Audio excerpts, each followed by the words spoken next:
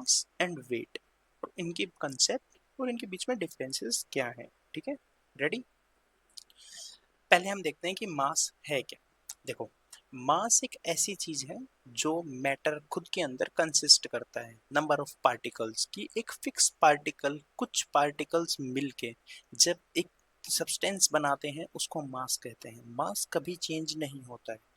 क्यों? देखो, जैसे तुम हो, तुम्हारा मास जो भी है, मास, तुम्हारा मास जो भी है वो यहाँ भी रहेगा, अर्थ पे भी वो ही रहेगा, तुम अर्थ के बाहर जाओगे वो ही रहेगा, क्योंकि जितना पार्टिकल से तुम्हारी बॉडी मिलके बनी हुई है, तुम्हारा सर, तुम्हारी गर्दन, पेट, पैर, ठीक है, जो भी चीज है तुम्हारी बॉडी जिससे मिलके बनी हुई है वो सेम ही रहेगा।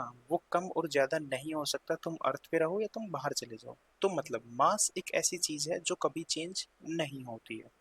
लेकिन वेट, वेट एक अलग चीज है। तो पहले हम मास के डेफिनेशन देख लेते हैं कि मास की डेफिनेशन क्या है। Mass is the quantity of matter contain in an object and define its inertia. Mass क्या है? Mass is the quantity of matter, matter की क्वांटिटी है जो तुम्हारे अंदर है, जो किसी भी सब्सटेंस के अंदर है, contain in an object, in an object, define its inertia, define its inertia. ठीक है, the mass of an object is the measure of its inertia. This is the definition that your in your NCERT is written कि the mass of an object is the measure of its inertia। ये definition तुम्हारी NCERT के अंदर दी हुई है, तो तुम्हें इस पे ज्यादा फोकस करना है, इसको ज्यादा याद रखना है।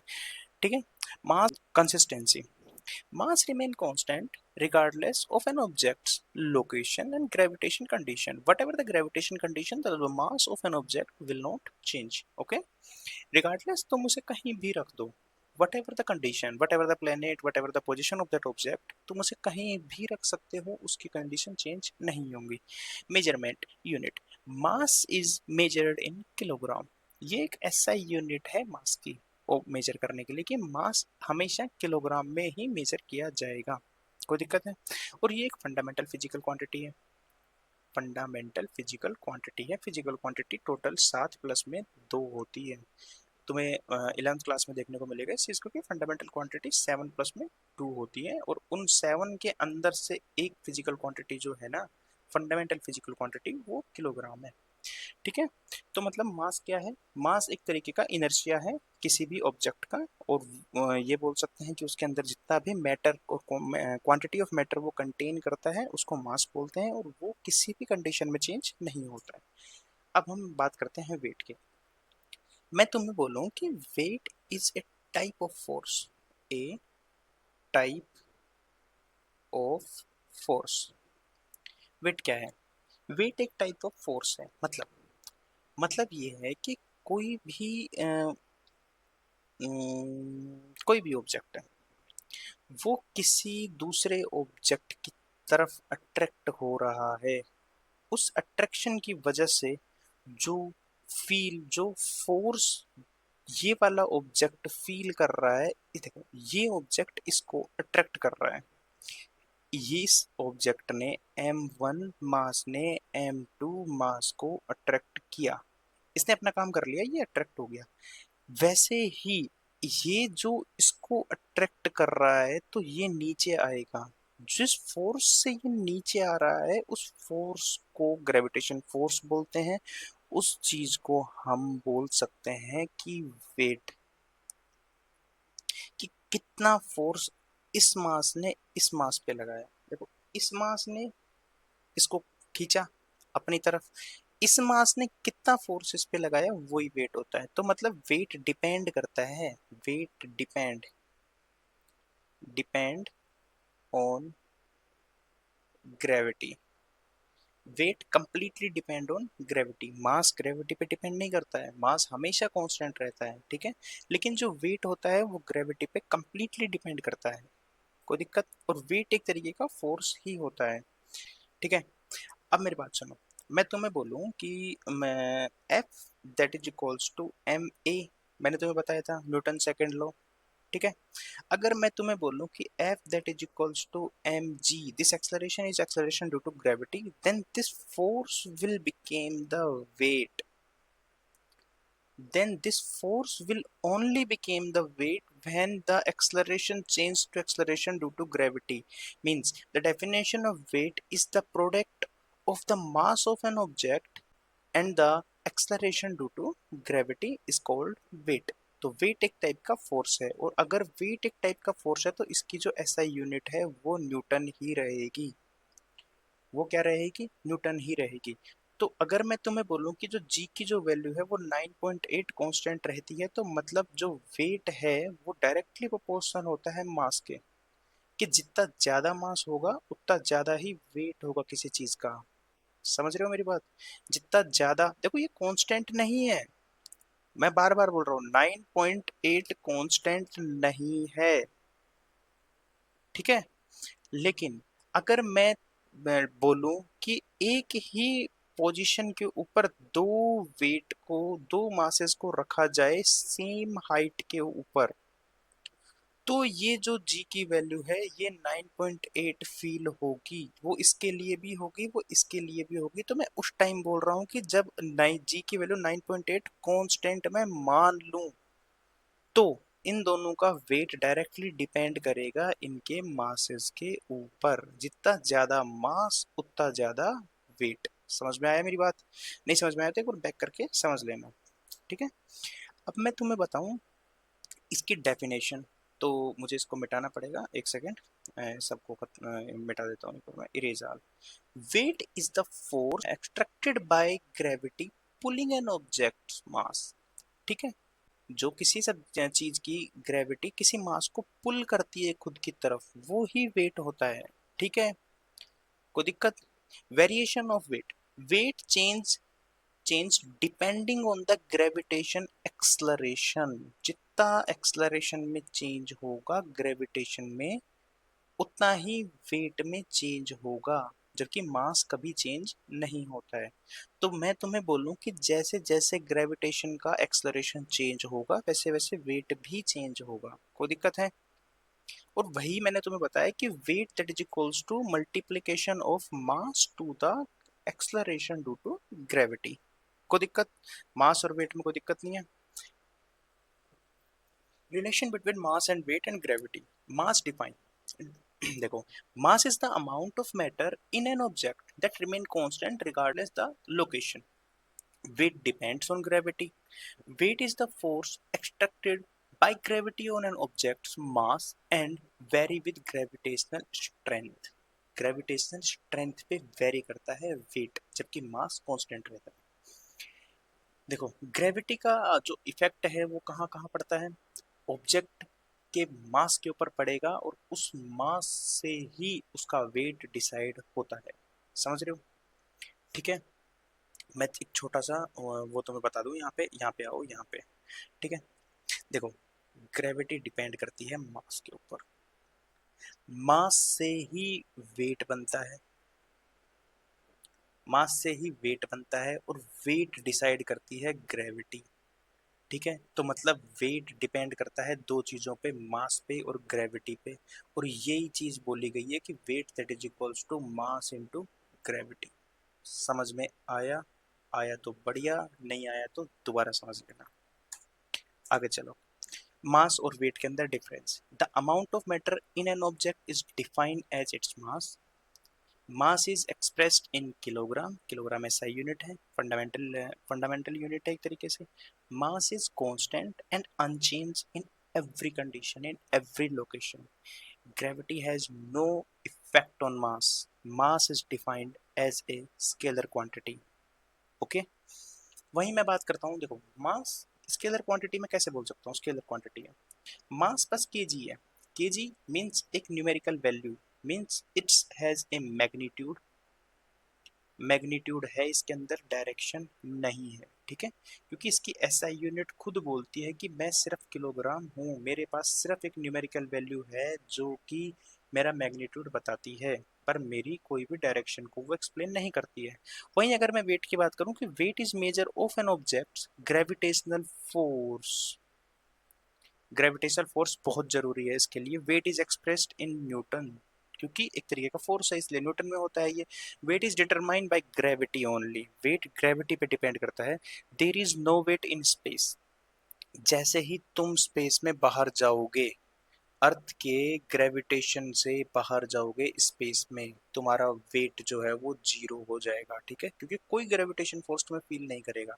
वहीं अगर जैसे जैसे तुम, जैसे ये मून है, तुम अर्थ से बाहर निकले, स्पेस में गए, उसकी रेंज को छोड़ के तुम्हारा जो वेट है वो जीरो हो जाएगा। मान लो तुम्हारा यहाँ पे वेट कुछ भी है, तुम्हारा यहाँ पे वेट 60 है, तुम स्पेस पे गए, तुम्हारा वेट हो जाएगा जीरो, कोई वेट नहीं है। जैसे जैसे तुम लोग जा रहे हो और तुमने मून के ग्रेविटेशन के अंदर एंटर किया और तुम मून पे जाके लैंड कर गए, तो तुम्हारा वेट 1/6 हो जाएगा, मतलब वहां पे तुम्हारा वेट 10 है। यहाँ पे तुम्हारा वेट 60 था, वहां पे 10 है, स्पेस में जीरो है।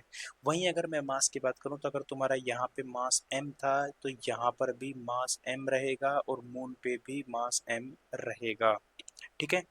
देखो, और वेट क्या है? वेट एक वेक्टर क्वांटिटी है। देखो, इसकी ऐसा यूनिट को मैं समझता हूँ वेट की को, एम ए, को दिक्कत है, मतलब के जी मीटर पर सेकेंड स्क्वायर। देखो, एक्सलरेशन की एक डायरेक्शन होती है, हमेशा एक्सलरेशन की एक डायरेक्शन होती है। अगर इसके पास एक डायरेक्शन है, इसके पास एक न्यूमेरिकल वैल्यू है जो इसका मैग्नीट्यूड एक्सप्लेन करता है, तो एक वो एक वेक्टर क्वांटिटी बन जाती है। कोई दिक्कत नहीं है। सिमिलरली इसको समझो, ये मैंने तुम्हें समझा दिया। वैसे तो ऑन अर्थ मास अगर 70 kg है और वेट तुम्हारा 686 न्यूटन है, तो स्पेस के अंदर तुम्हारा मास 70 kg ही रहेगा, लेकिन जो वेट है वो तुम्हारा जीरो हो जाएगा। कोई दिक्कत है? कोई दिक्कत नहीं है। चलो आगे चलते हैं। Wait of an object on the moon. मैं तुम्हें बताता हूँ कि किसी भी ऑब्जेक्ट का जो वेट है वो मून के ऊपर कैसे डिसाइड होता है, ठीक है। हमें फॉर्मूला पता है और हम उस पर काम कर रहे हैं।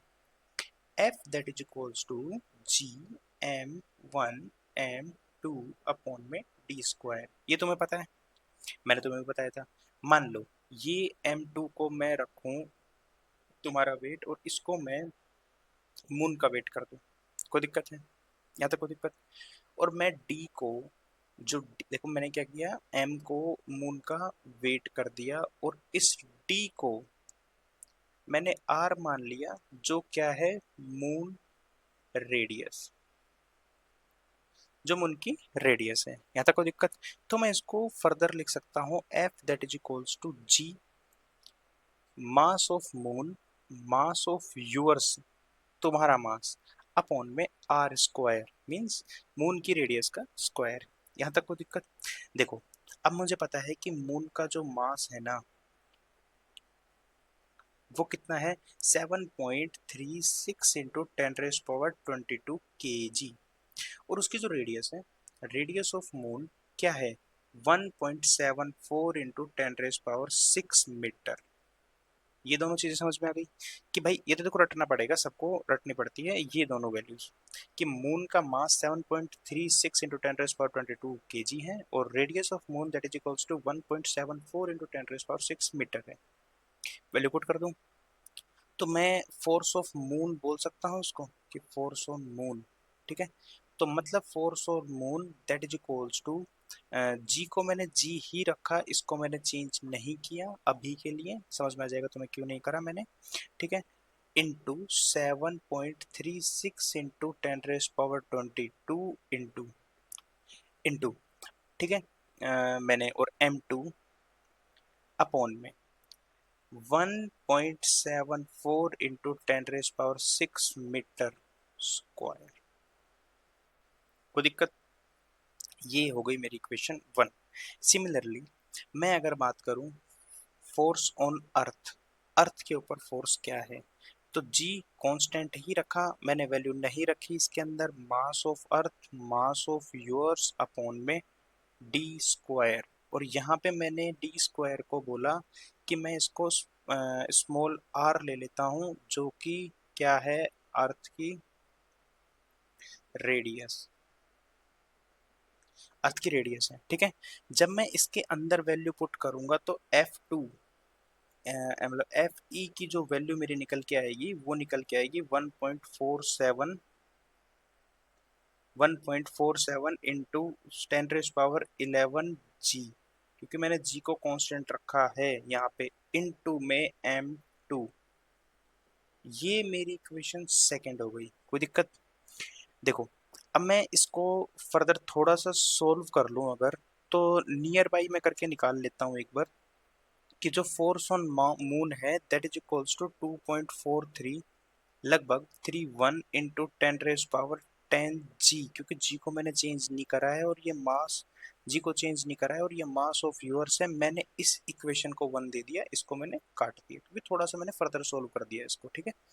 जब मैं इस एफ एम और एफ ई को डिवाइड करूंगा, मतलब एफ एम अपॉन में एफ ई को डिवाइड करूंगा, कि 2.43 इंटू 10⁻10 g m2 अपॉन में, ये देखो पॉइंट है यहाँ पे, है ना, याद रखना। सिमिलरली 1.47 इंटू 10⁻11, ये जी मैंने कांस्टेंट को वैल्यू नहीं रखी थी ताकि मैं काट सकूं, और m2 ये आपस में कट जाएंगे, तो तुम्हें पता चलेगा फोर्स ऑन मास अपॉन में force on earth that is equals to 1/6, nearly 1/6 आएगा।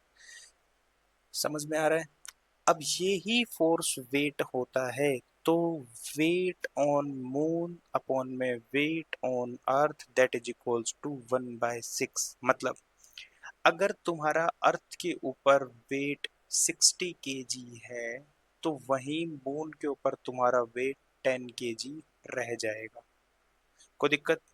बस यही है जी, तुम्हारा मास m है यहाँ, वहां भी तुम्हारा मास m रहेगा, लेकिन तुम्हारा वेट जो है वो यहाँ पे 60 kg है तो वहां पे 10 kg हो जाएगा, क्योंकि मास डिपेंड करता है किसी चीज पे भी नहीं, वेट डिपेंड करता है ग्रेविटेशन के ऊपर। अर्थ का ग्रेविटेशन ज्यादा है तो तुम्हारा वेट ज्यादा है, मून का ग्रेविटेशन कम है तो तुम्हारा वेट कम है। कोई दिक्कत है? बोलो। It means the gravitation on moon you will feel on mass is 1/6 of that of earth. ठीक है, यहाँ तक कोई दिक्कत? मुझे नहीं लगता कोई दिक्कत होगी। अब आगे चलते हैं, कुछ डेफिनेशन आएगा। हाँ, ये मैंने ये तो बता ही दिया तुम्हें। ठीक है, कुछ क्वेश्चन इसमें दे रखे हैं कि मान लो mass of an object is 10 kg, what is the weight on the earth. देखो, इस क्वेश्चन को हम देखते हैं कि हमें किसी ऑब्जेक्ट का मास दे रखा है, हमें एम दे रखा है 10 kg। ठीक है, हमें बताना है वेट, WEIGHT, हमें बताना है वेट। देखो, वेट की डेफिनेशन अपन ने पढ़ी है, product of mass into acceleration due to gravity, mg। M हमें 10 दे रखा है और वो 9.8 उसकी वैल्यू होती है अपने पास, मीटर पर सेकंड स्क्वायर, और ये क्या होता है, केजी। इसके केजी लगती है ना, मास की केजी दे रखी है हमको।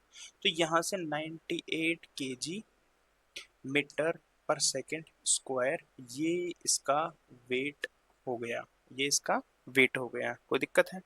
अगर मैं मून पे चला जाऊंगा, तो अगर मैं मून की बात करूँ तो मैं कुछ नहीं करना, जो भी मास अर्थ के ऊपर है वो कांस्टेंट रहता है, जो भी वेट मून पे है उसका 1/6 कर दो। जो भी वेट अर्थ पे है तुम्हें मून पे निकालना है, तो उसका 1/6 कर दो, means 98/6, that is equals to लगभग ये जाएगा 16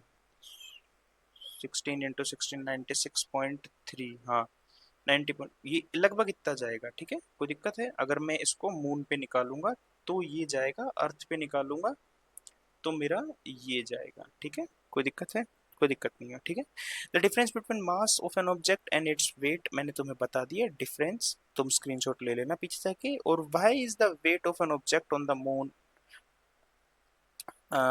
मून, अर्थ, क्या कर दिया ये। ठीक है, चलो, इसके लिए सॉरी, ये ऐसे पूछ रहा है कि what is the, why is the weight of an object on the moon is 1/6 of it weight on the earth. ठीक है, कोई दिक्कत है? कोई दिक्कत नहीं है, तुम इसको देख लेना।